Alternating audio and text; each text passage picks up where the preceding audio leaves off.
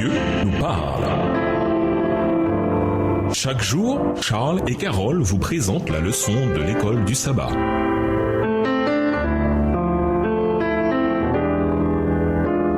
Bienvenue dans votre émission Dieu nous parle. Voilà la leçon de vendredi. Pour aller plus loin, nous vous invitons à lire dans le livre Éducation les chapitres La préparation, la collaboration, la discipline. Livre écrit par Ellen G. White. La responsabilité de la formation des premières années comme de celles qui suivent repose sur le père aussi bien que sur la mère. Et il est urgent que tous deux se préparent soigneusement et complètement. Avant d'envisager d'être parents, hommes et femmes devraient s'informer sur les lois relatives à la croissance, la physiologie et l'hygiène, les influences prénatales, l'hérédité, le vêtement, l'exercice et le traitement des maladies. Ils devraient comprendre aussi les lois du développement mental et moral. Texte tiré du livre Éducation au chapitre 32 à la page 242, livre écrit par Ellen G. White. L'apprentissage de la collaboration commence à la maison. Dans la vie quotidienne, père et mère partagent la responsabilité d'éduquer leurs enfants et devraient s'efforcer d'agir toujours de concert. Qu'ils se confient à Dieu et lui demandent de les aider à se soutenir mutuellement. Les parents qui agissent ainsi ne critiqueront pas l'enseignant. Ils sentent bien que, dans l'intérêt de leurs enfants et par honnêteté envers l'école, ils doivent autant que possible aider et estimer celui qui prend part à leurs responsabilités. Extrait du livre Éducation, chapitre 33, les pages 247 et 248. À méditer. Que nous ayons ou non des enfants, nous existons tous dans un domicile donné et nous interagissons tous les uns avec les autres également. Qu'avez-vous appris de la leçon de cette semaine qui pourrait vous aider à interagir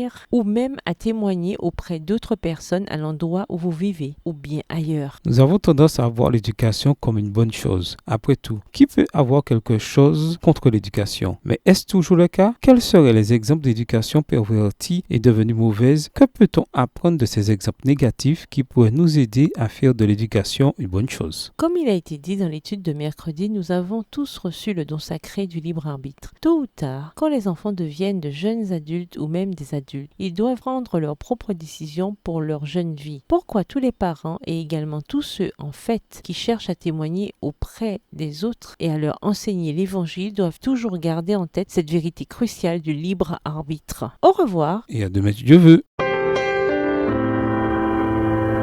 Dieu nous parle.